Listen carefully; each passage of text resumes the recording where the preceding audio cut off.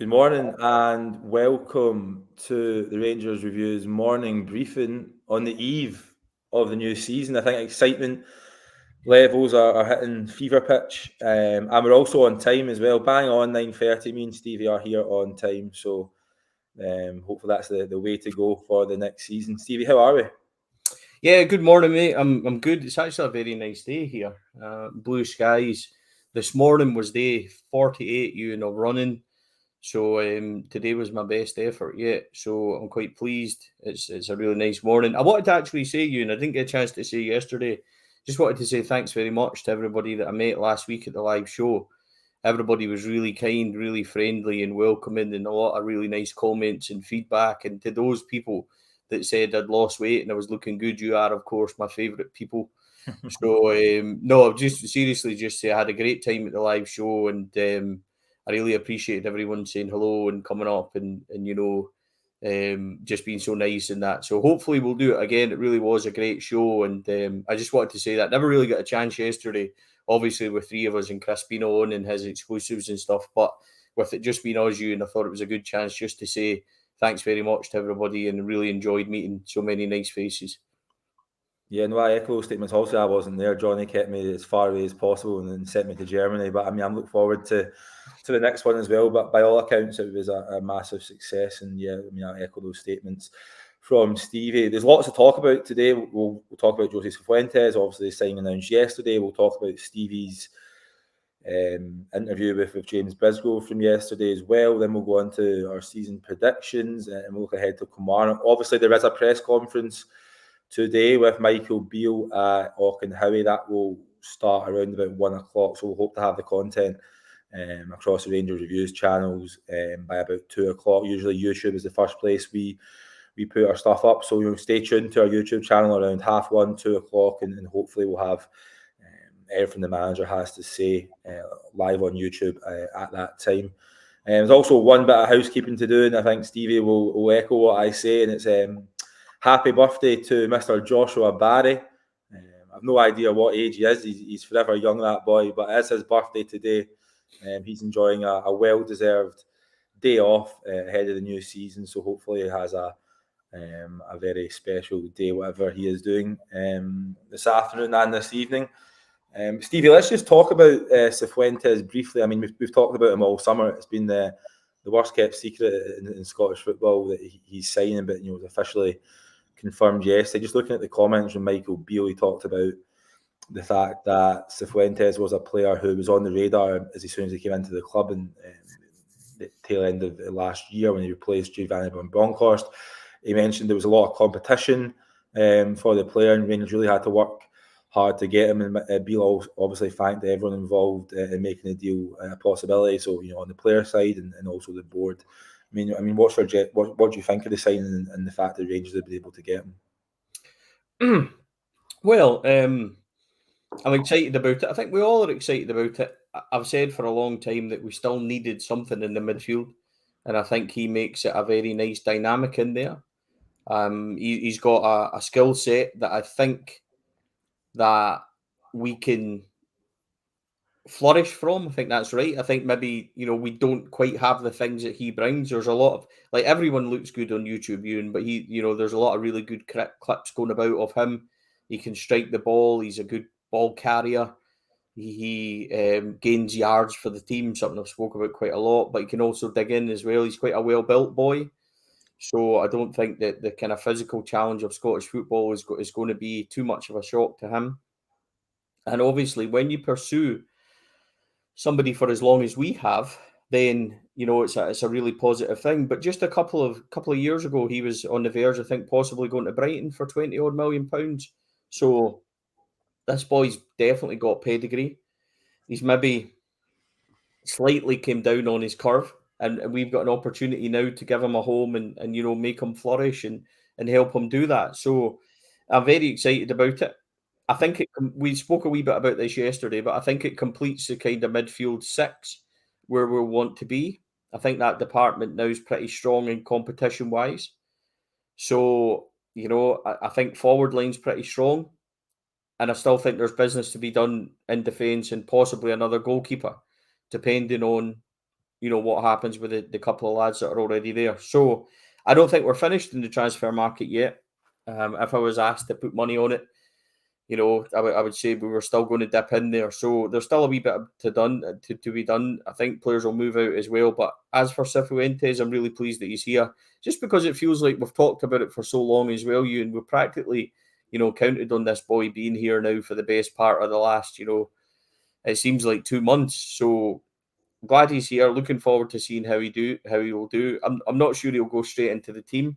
We need to kind of integrate him in a wee bit. We need to take our time with that one. He has not done pre-season with us, even though he played right up with LA, and then he's had a kind of week off. So hopefully he should be raring to go, but you'll need time to, integrate into what we're doing, learn the kind of culture of the club and things like that. So I'm delighted he's here. Delighted as well that it's kind of over and we can move on from that as well, Euan, because there was a lot of, when's this going to be done?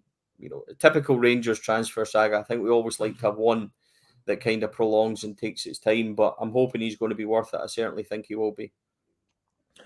Yeah, no, I think it's a very exciting signing. I think Rangers have got him at a good price at around 1.2 million, a little bit more in terms of agent fees and stuff like that. But certainly, if you look at his valuation, in previous years when he was interested in Leeds and Brighton, Rangers have got, I think they've got a really good price on Cifuentes. So obviously his contract situation up at the end of the season kind of really helped that as well. So yeah, it'll be exciting to see what he can do this season. I don't think he'll play tomorrow against Kilmarnock, but you'll probably see him in the coming weeks. You've got the game next weekend against Livingston at Ibrox next Saturday, I think. Livingston, I think a couple of weeks. Morton, maybe the home game with Morton Saturday at Ibrox.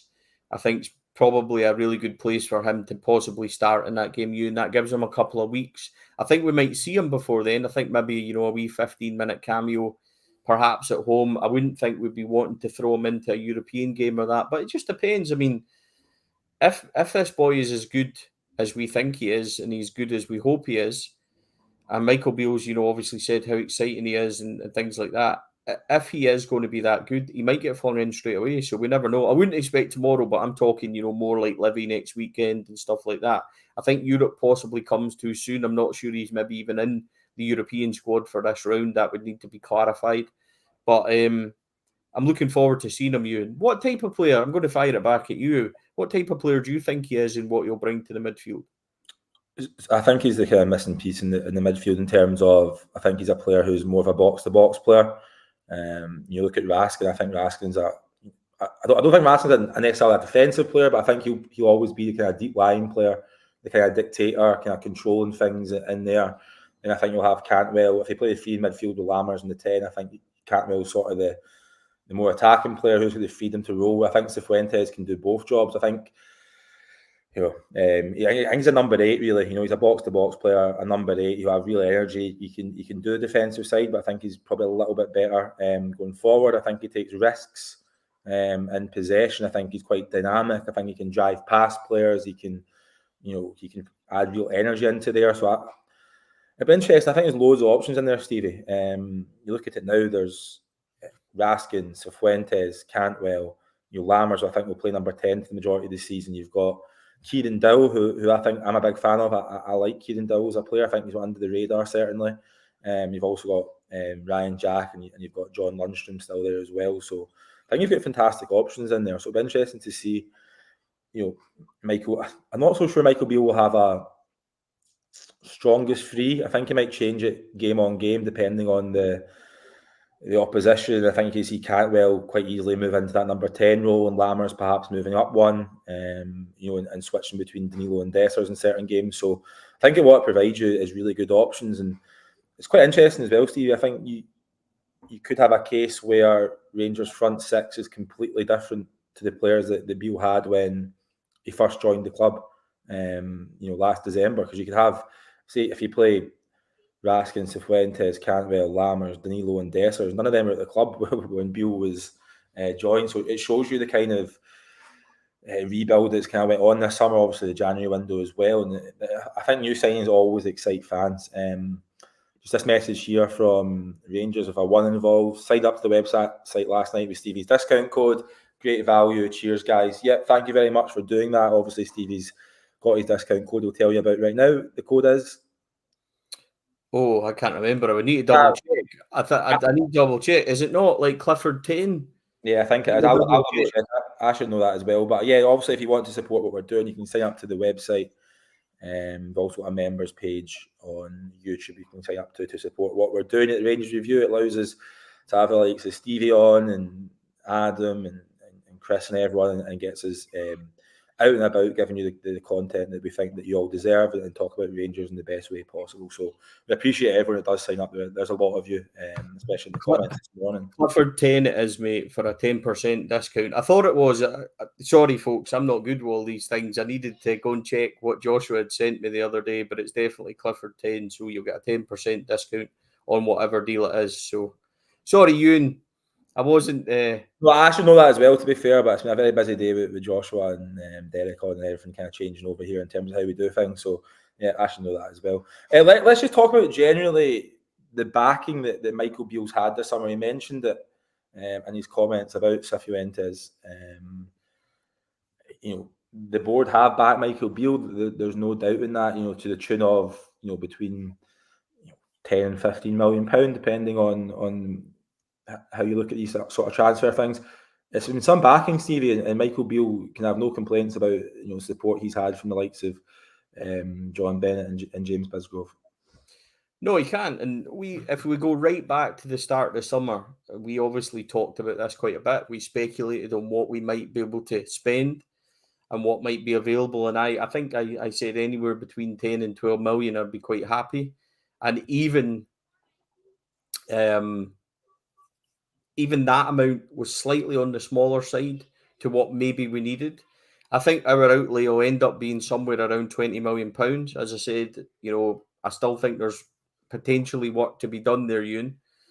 So I don't think we're finished yet. But on the flip side to that is, I think there's maybe, if we look at what Chris was saying yesterday, there's maybe 10 million to come in when you look about sales of Kamara, Sakala, who will hopefully be coming in the next week or so. That money will be coming in. So I think it's been a calculated investment when they've looked at it and said, right, how much can we spend? We're not going to recklessly throw money at a rebuild. We're going to be careful. Michael Beale seems to have got all his targets. I don't think we've missed out on any. If you maybe look at the boy Trusty that went to Sheffield United, were we really in for him? I'm not sure. So it seems to me that we've got what he wanted so far, and there has been a really good backing from the board. So we've got to be realistic, I think. Gone are the days where we can go out and spend 50 million and things, Euan. So we've got to be savvy, and we've got to be kind of, smart in how we do our business. So it goes right back to the very start when we signed the likes of Dowell, Sterling, and then Butland, I think, were the first three. And we said, if you look to go and get Jack Butland in an open market, you'd be paying £5 or £6 million for Jack Butland in the position he was, maybe not number one. Even then, the outlay would still be big for an English-type goalkeeper like that. We've been really smart. We've managed to get these guys in for free. Kieran Dowell was linked, with big moves as well a couple of years back. So these are all guys that have got market value. So we've been sensible. The big outlay has been on the front line, which we calculated. I think we all kind of predicted and wanted that to happen. So the backing's been excellent. And what I like as well is that even though we've done that, Euan, we've still spent a lot on Edmondson House, Blue Sky Lounge. We're making millions of pounds available to upgrade the facilities at the club. The recent interview that we did that was on the site and stuff as well with John McFarlane, the head of facilities, and he talked about all the work that's going, little bits of work. Now I'm talking about the unsexy stuff, as he put it, things like toilets, things like the cantileers at the top of the stands, the cladding at the side, cleaning the top of the main stand, cleanliness around the stadium, the tarmac around the stadium, all things that we've needed done for years and years and years.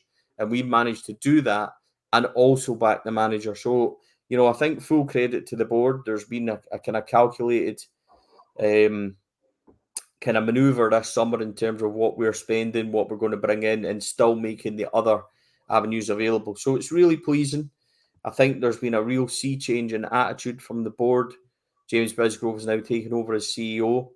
And I think there's a real forward-facing and forward-thinking attitude towards the supporters, which is something that we had tried to get across to the club, which we maybe hadn't managed before.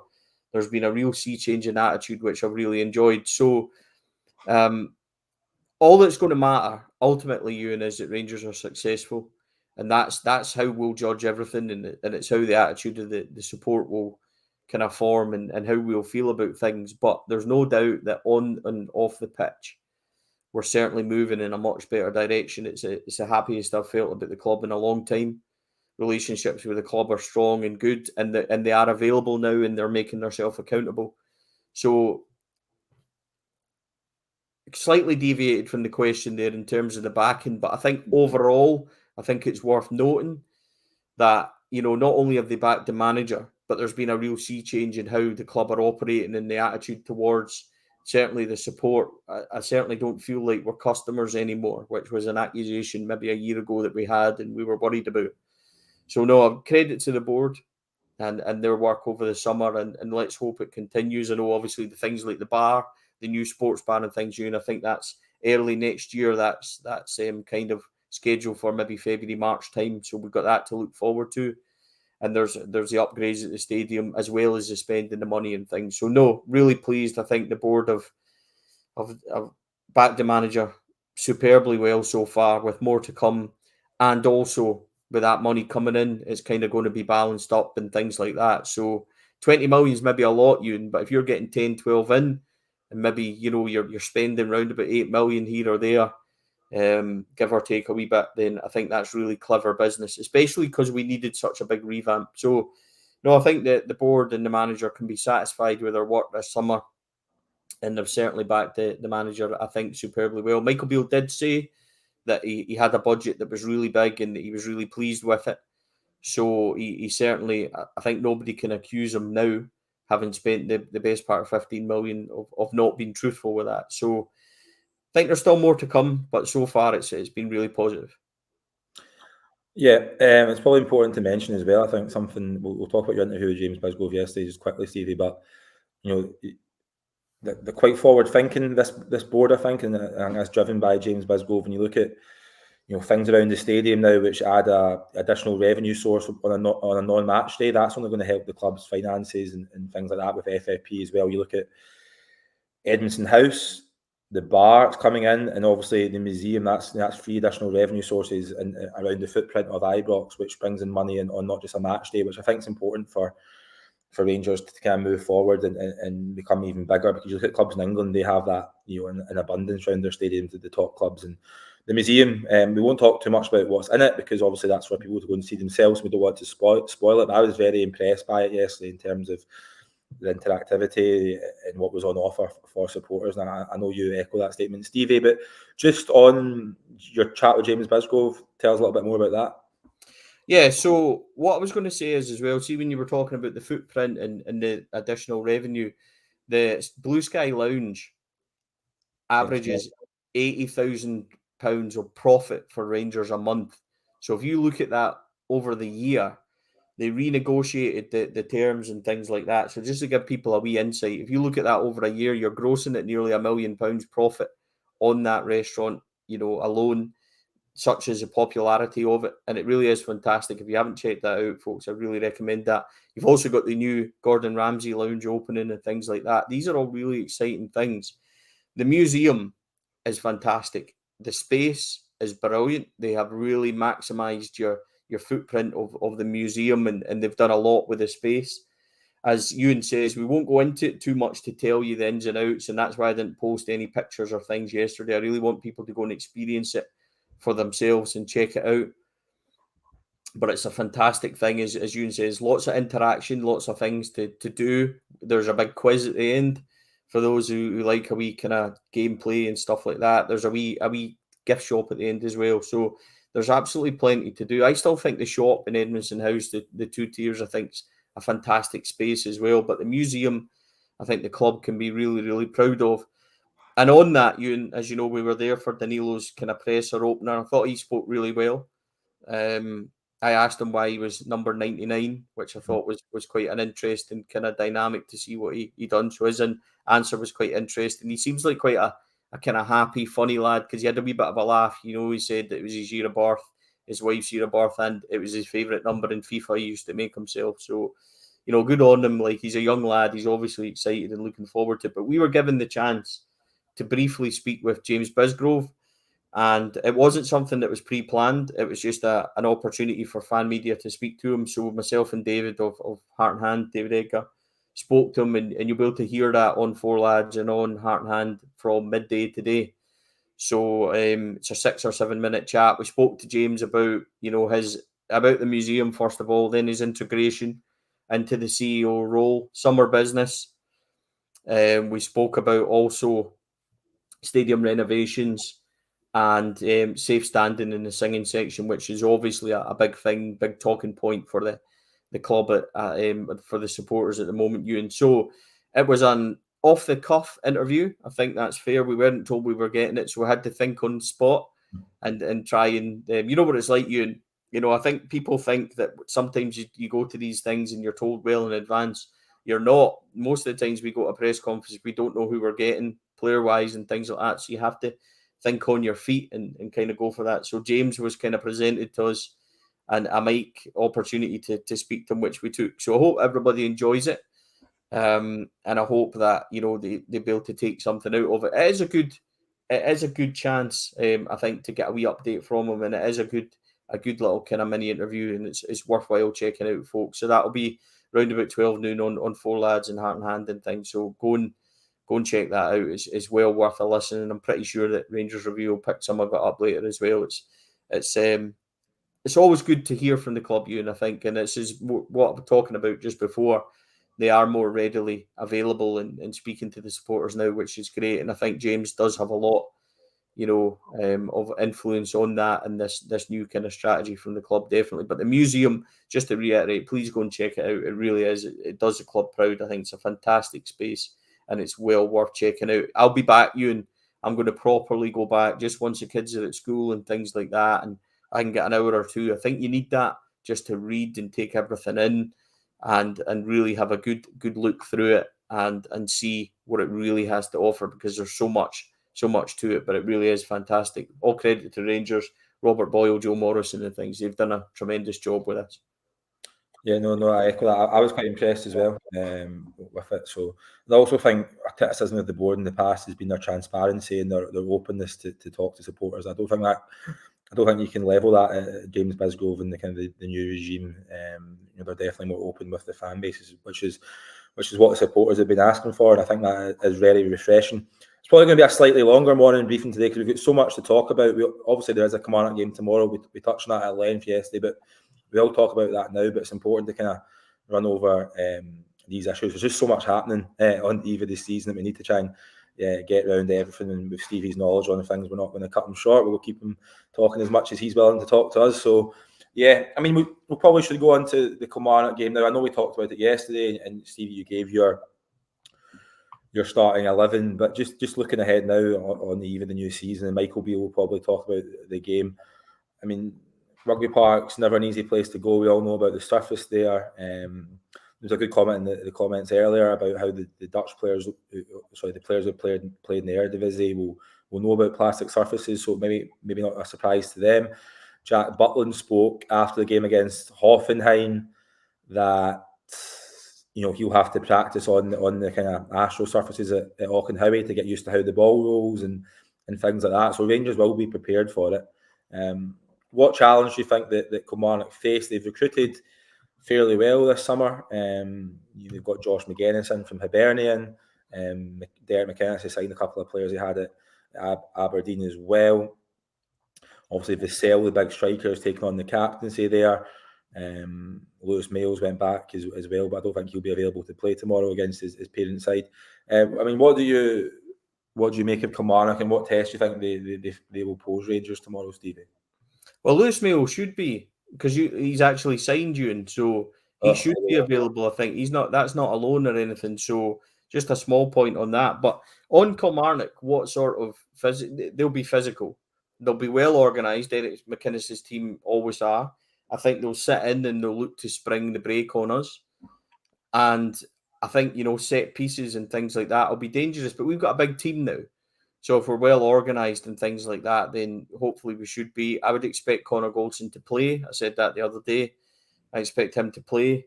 I expect John Souther to be back as well. So we should be a wee bit more steady. This isn't going to be an easy game. Away from home, the games in Scotland never are easy. But as I said yesterday, we don't go down to Rugby Park historically and batter them. We never do it.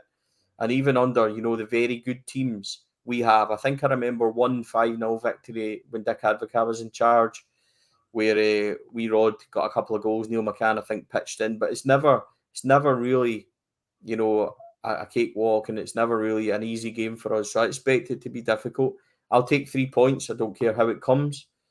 I think that's the most important thing. I remember a couple of years ago when we started, I think Stephen Gerrard's second season, we started up there, and it was a last-minute header from Connor Goldson that kind of won the game for us.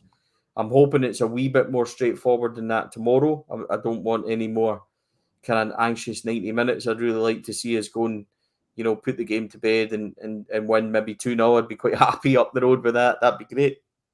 But the kind of game I'm expecting, and I expect it to be difficult. They'll be well organised. They'll be physical, as I said, and they'll look to springers. Josh McGuinness, Vassell is quite quick players and stuff like that. So I think we know what we're going to get. The crowd will be up for it. They'll try and make it hostile. But Euan, see, the bottom line is, if we're serious this season and we really want to make a dent in this challenge and really go for it and really try and win this league, which is all our target, the time for talking's over. Go and win that game tomorrow. Get on to the European game and let's start well and start strong. They've got a real opportunity to do that. One game at a time. Go and win that game tomorrow. That's the only focus. Yeah, it's imperative that Rangers start with a win. I think we need to win every game, go into the first Old Firm of the season at Ibrox on early September. You need to have every full points on the board, go into that, and ultimately, Rangers should be beating Kilmarnock. I don't think it's disrespectful to say to Kilmarnock, if you look at the budgets of both sides and the quality of players on show, Rangers should be going to Rugby Park and picking up 3 points. And that's simply what we need to do, isn't it? It's all about getting those 3 points on board. John, you can't know it all, but I should. That was a wee error on my part about Lewis Mayo. I won't duck away from it. I should have known that was a permanent deal. I thought it was a loan, but then I remembered that he only had a year left in his deal, so it would never be a loan. Good luck to Lewis down there. Hopefully he kicks on and develops at Rugby Park. Mark here, Stevie, he's saying Borna Barisic or Ridvan Yilmaz at left back.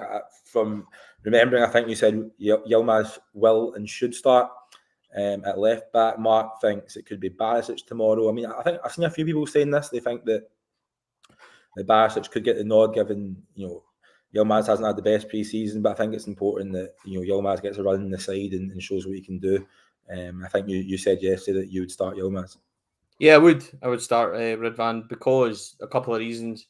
I think he needs 15, 20 games before we can say for sure whether or not he's the answer. I think domestically he was absolutely fine last year. He was good in the Old Firm victory, and albeit that didn't mean very much, I completely understand that. He's not had a good pre-season. He's been at fault a couple of times. However, I don't think many have really had a good pre-season, Souther and Lammers aside. We're still trying to find fitness. We're still messing about with shape and stuff like that. So I would be going with him. I also think that Borna Barisic's time at Rangers is maybe come and gone. I think a lot of fans are maybe wanting a freshness in there. And as I said, and I don't mean to harp on about it all the time, but if you go back to last week of the Olympiacos game, 20 minutes in when he bombed forward, stopped at the halfway line and then came back, and there was an audible sigh from everybody in the crowd because we're sick of seeing the same thing.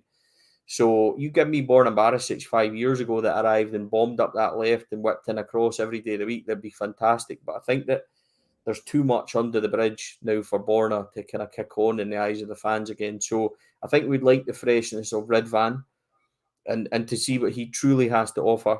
People will know that I've not been a massive fan of his.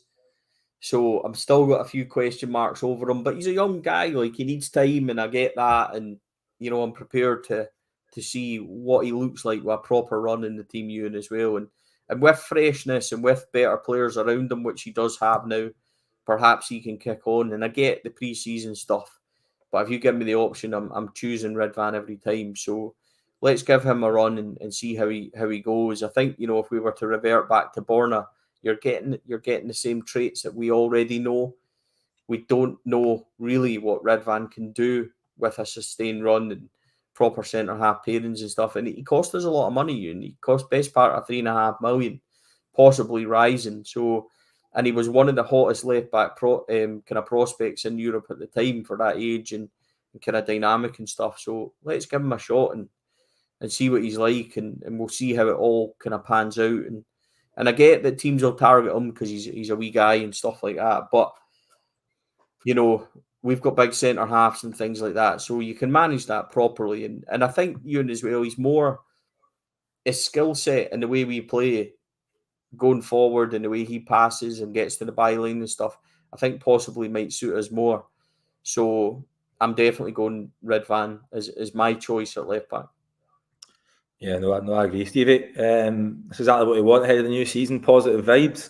When Goldson returns, he has a fight to get up the jersey off Suter. I don't quite agree with that, to be honest. I think Connor Goldson's Rangers' most important defender.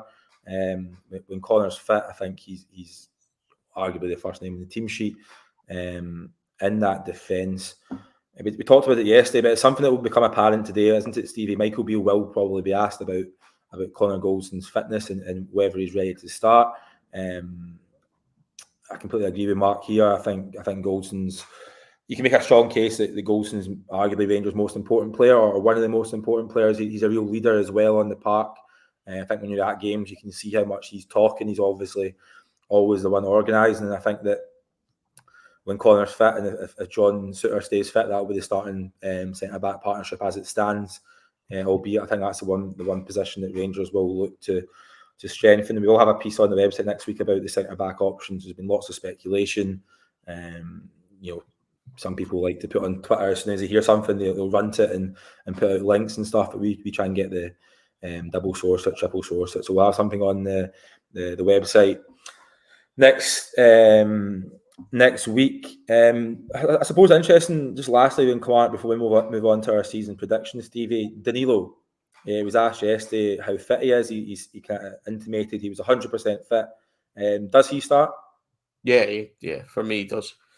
You know, when you spend that amount of money on a player, and you know, he's a striker, we need goals, and I think he starts Euan as well, and particularly as well because the European fixtures come round so quickly.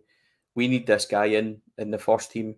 And look, Euan, I said yesterday, I'll say it again. See when he brought down that ball last week, that touch, and then he went on his wee run and that. I was sold. Look, I'm cheap. I'm a cheap supporter. Like, you know what I mean? I told everybody 10 minutes, you know what I mean? If you impress me in your first 10, I fall in love with you straight away. And Danilo is no different for me. I like the look of him. He's exciting. We've spent a lot of money on him. You know what I mean? Get him in the team straight away. 60 minutes out of him, and then you can switch it round. There's loads of options in that squad now. Get him in the team. Get him starting. Get a goal, and then watch that boy fly. I think, you know, him and Dessers are really going to be exciting. You've got Lammers behind them and stuff as well. So he's small. He's tricky. You know, I think Dessers is going to be the big one. Danilo's maybe, you know, the old partnership, big and small partnerships that we used to like. So get Danilo in straight away. I'm on board with this boy. Having based it on one touch, Euan, and one wee run in a friendly game, and his attitude and the way he kind of carries himself and that, I'm excited to see what this boy's going to be like. So I'm hoping it's not misplaced, but I reckon you're looking at 20-25 goals from this boy. I think he's going to be the real deal. So I realise that, you know, August next season, this could become a meme when he gets 2 goals and flops or whatever, but that's not going to be the case with this boy. I think this boy is going to be really positive. He's going to be really good, and I'm very excited about seeing what he's going to be like. So yeah, get him straight in tomorrow and watch him score. Also got to say, being up close to him yesterday, he's an unbelievable set of teeth on him, doesn't he? He's quite awesome. He's quite a handsome wee guy. Like, can't deny that. So he's got a good set of the pearly whites on him. That's for sure. It's interesting he was standing next to Lee McCulloch, wasn't he? He's unveiling. And Lee's have famously got had his teeth done in Turkey. I wonder they were talking about where they got them done. But yeah, Danilo, I think he'll start. I think we bring a player of that at that value, I think he's got to start. He's done the pre-season with Feyenoord as well, so he'll be relatively fit. No real concerns about that. Slightly longer morning briefing today, but we've got loads of you watching live, so thanks very much to everyone who's in and for all the likes. Obviously, likes and subscriptions help us, so thanks for everybody who's hit the like button. If you've not subscribed, do subscribe as well. So on the website today, Joshua and I put our season predictions. We talked about a lot of categories. I think there was 8 in total. I'm just going to put the link to that in the comments just now. So if you've not read that, you can go and read that on the website, on the Rangers Review. So because we've got Stevie here, it's only fair that we ask you about your predictions for the season, and we'll ask your opinion in every category. I have sent this to Stevie this morning, so I'm not putting him on the spot and being unfair. Even if I was, I think his knowledge would shine through anyway. Firstly, I think the first time we talked about was the expectations for the season. What are they? What are the main objectives? To win everything possible, Euan. I spoke about it at the live show. It's not, I don't sit here and try and sound staunch and try and sound, and play the man. Rangers are built for winning. We need to win everything possible. The objective is to retain, or not to retain, to go and win the Scottish League. That's the Premier League. That's the number one objection. But people saying the cups are this and they don't matter and let's focus on the league. No, we focus on absolutely everything. So I want Rangers to be successful in every competition they've been in.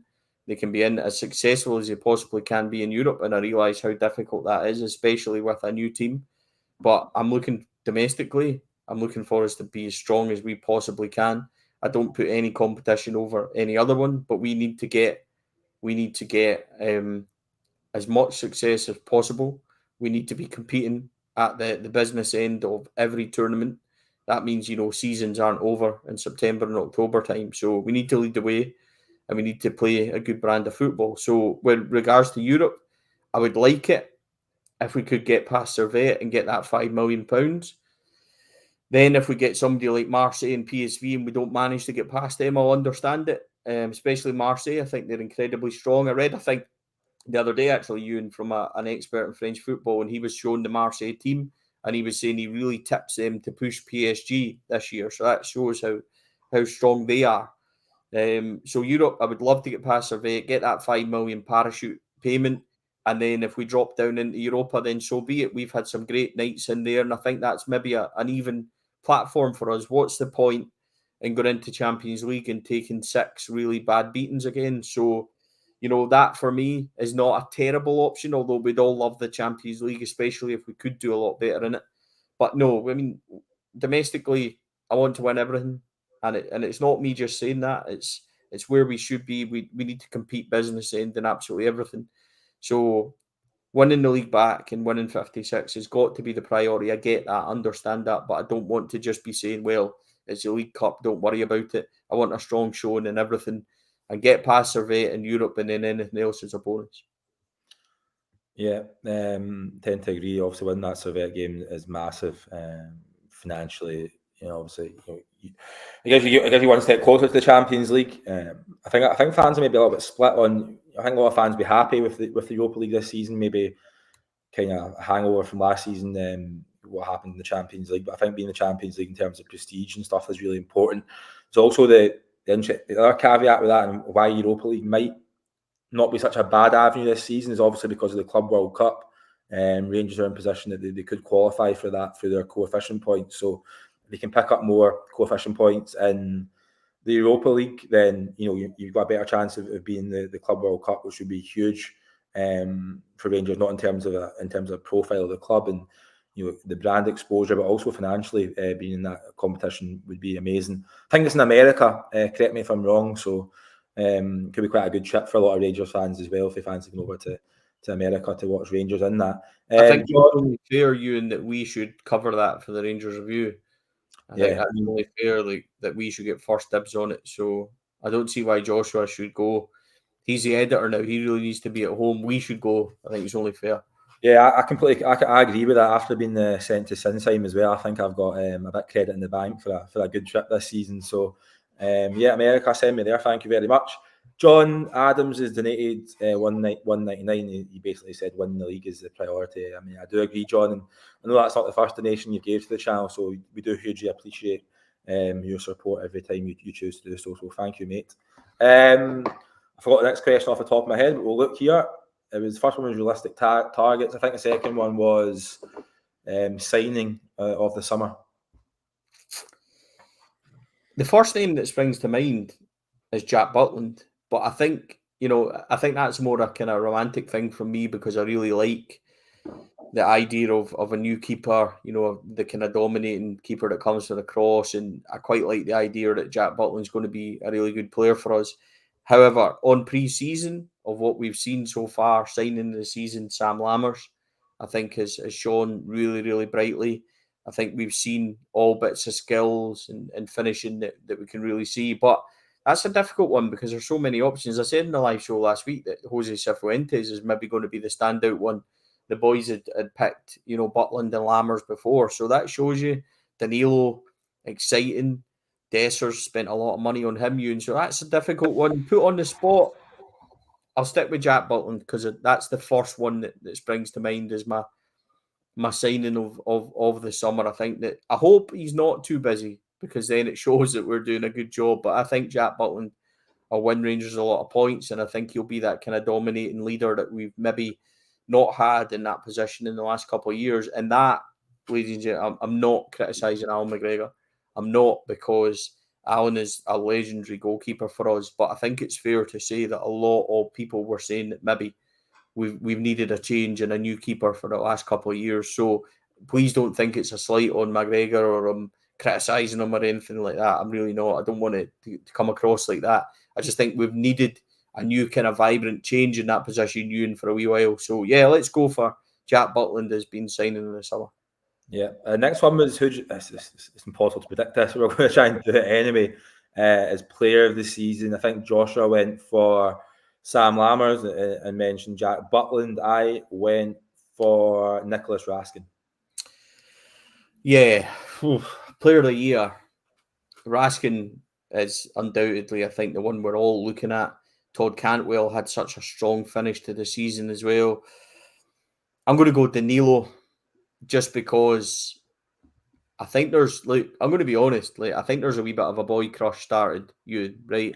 And I think he's going to be, Scott Wright's leaving, you know what I mean? So I need to replace him. And I think Danilo, for me, is going to be somebody that I kind of gravitate to. We all want a striker that just bangs in the goals and has got the right attitude and, and is going to be that happy kind of striker that causes everyone problems and scores in the big games and all that. I'm going to go Danilo because I really want that to be true. I really want him to hit, good numbers and just be that player we all want him to be. So yeah, I'll go Danilo for player of the year for that one. This will be a quick one given what you just said there, but top scorer, Josh and I both went for Danilo. I presume you concur with that? Yeah, I'll go Danilo. I think Danilo, I would hope 25-30, and then I think Dessers I'll maybe get round about 15 odd. The old Kenny Miller, Chris Boyd scenario where Boyd used to be the one that got the 25-30 and Miller pitched in with the 15 really important ones and set up a lot. I think that, or I'm hoping that's the kind of dynamic we get. I think Lammers will pitch in. I think Cantwell will pitch in. So you might get 5 or 6 off Cifuentes and stuff like that. So yeah, I mean, I think there is goal options there, but yeah, I'll go for that one on that one. So what summer signing had the biggest impact? Me and Josh both said Lammers and Butland. We kind of touched on that already. Conscious of the time, so we'll go to underrated signing of the summer. Joshua went with Abdullah Sima. I picked Dujon Sterling and Kieran Dow. I think I'm very much going to start this Kieran Dow fan club. I think I've been starting the Dujon Sterling fan club since he first joined. I think Sterling's a player who's joined Rangers to play. I don't think Sterling would have came to Rangers. I think there was lots of competition for him. I think Michael Beale was a decisive factor, and I think he's came here to play. So it'll be interesting to see. I think interesting with Sterling is what position he will nail down if he nails down a position, because predominantly he has a right back. James Tavernier plays there. He can also play left back. as well. So it'll be interesting to see where he plays if he does indeed play quite regularly this season. But for you, the underrated arrival of the summer, Stevie? Kieran Dowell. Yeah. I think that Dowell, I'm like you. I think that there's no pressure on him. I spoke about this before. Like, I don't think that he's the one that's going to decide the summer for Michael Beale. If he comes in and does well, the ones that people are going to judge Beale is going to be Danilo, Lammers and stuff like that. So I think that Kieran Dowell's got a real opportunity just to enjoy that kind of freedom of not having the pressure on him. I think he's tenacious. I think he'll score goals. I think he'll bring balance for the left side. So yeah, I'm looking forward to seeing him. I've already had quite rave reviews from people about him, so I'm looking forward to seeing him. Euan. So underrated signing in the summer. I'll go Kieran Dowell.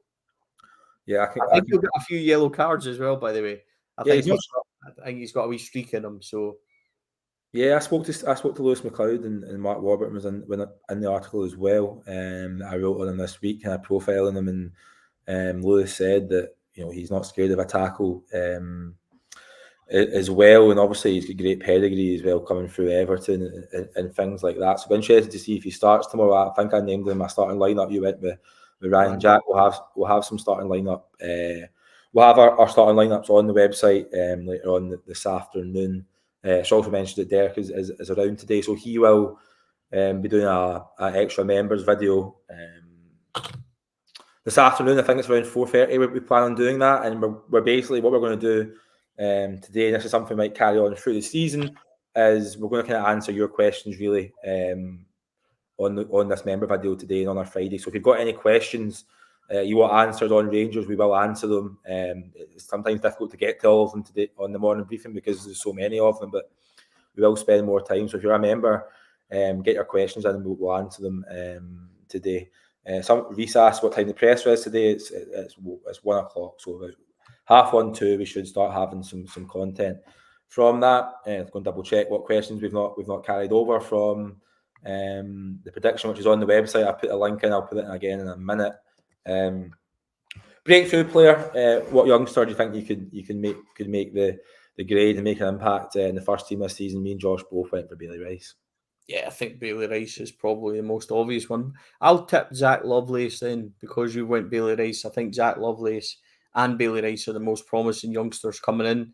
I think that Zach, hitting, I think he turns 18 in the next year or so. So he's at an age where I think he'll see some more game time in from the left-hand side as well. I'd like to be in a position in games this year where the last 10, 15 minutes we're able to give Bailey Rice and Zach Lovelace some game time. So I'll go Zach Lovelace because you have went with Bailey Rice. I also think Ross McCausland, young B team player, I think he's got a bright future, but I can see him going out on loan. So he's one to kind of look for as well. So yep, I'll go Zach Lovelace for that one. And the last question we'll touch on the morning briefing in terms of our predictions is player with the most to prove. Josh went for John Lundstrom. I picked Ridvan Yilmaz. So just in terms of the reason I picked Yilmaz, Josh isn't here to explain Lundstrom, but I can read out what Josh kind of said on Lundstrom. Basically said he's entering his final year of his contract. Nothing to suggest an exit is on the cards. He has the ability to stand out, but he's kind of underwhelmed recently. My point on Yilmaz was the fact that I think he'll be a starter. I think he's got a lot to prove given his price tag as well. So I don't know what your thoughts are on that. Controversially, I think Todd Cantwell. Okay. And the reason I say this is because I think Todd Cantwell was exceptional for us in the last kind of 3-4 months. He really come on to a strong game, but he needs to prove that wasn't a flash in the pan. He needs to prove that it's easy. I think it's easy to stand out in a team where we were last season, where it was extremely poor. I think he needs to now go on and in a team that's got better players around him. I think he needs to go and kick on and prove that form, he can maintain it. Now, I think he will. I think he's a cracking player. I really, really like him. But he has that challenge. So I don't know if it's a point to prove as such, Euan, but it's definitely his challenge is to go and kick on and really make himself, because he was a star man in the last few months. But now we've got lots of options. There's lots of big signings. There's lots of new players in there. can he be the star man and stand out in that? I'm really looking forward to that challenge from him. As I said, I think he can. I think he's a cracking player. But so it's maybe not a point to prove, but it's certainly his challenge this year that he needs to ensure that kind of vein of form wasn't a flash in the pan, and go and really cement himself in that team as being the star man and everyone's favourite and stuff like that. He's done it so far, so that's his challenge for the season. Yeah, that's a good point, actually. Cantwell was brilliant last season. People have been speculating over his role this year with kind of Lammers taking that kind of number 10. But I mean, look, the real stuff starts tomorrow. Expectations high, excitement is high. We will, just on this comment, James. So Joshua's going to the game tomorrow. I'll also be on tomorrow, but I'm just going to watch it from home on the TVs. You can see someone sneaking in behind you there, Stevie. So yeah, we will be live from Rugby Park tomorrow. Josh will have all the stuff at the game, and I'll be doing stuff from home. We will definitely do a post match from Rugby Park. It can be quite difficult doing a pre-match because the music's blaring out the tannoys. It's difficult to hear at times. It's easier to do at Ibrox, so we'll let you know if we do a pre-match tomorrow. But we'll have loads of content. Like we said, if we also went through the predictions today, check them out on the website and also give us your opinion. There will be a members video at 4:30 today. It's been an extra long morning briefing, but we've had so many people in the chat, so many people watching, so many comments, so many likes. So, and with the season starting tomorrow, it only made sense to be a little bit longer today. I hope you've enjoyed it. And Stevie, we will see you next week. Enjoy the game. I'll see you in a couple of hours' time because I'll see you at the training centre. But for everybody else, we'll see you next week, Stevie. Yeah, absolutely. Euan, thanks very much. Appreciate everyone. It's an extended kind of one, obviously, season starting. And I talk so much as well, Euan. So thanks everybody for sticking with us and tuning in. Check out James Bisgrove interview and the good content on Rangers Review today, the members video 4:30 and things like that. But thanks, folks, for listening. Remember in news, if you haven't signed up and you're going to Clifford 10, gives you an extra 10% off any of the deals on the website as well. So, Euan, yes, my man, I'll see you, and I'll see everybody else next week. Big week next week as well. 3 points Saturday on to Europe. That'll do me nicely. Yeah, I'll see you tomorrow with Joshua covering the Kilmarnock game. So thanks very much, everybody. And as Stevie's door opens, it's the perfect time to leave. See you all tomorrow.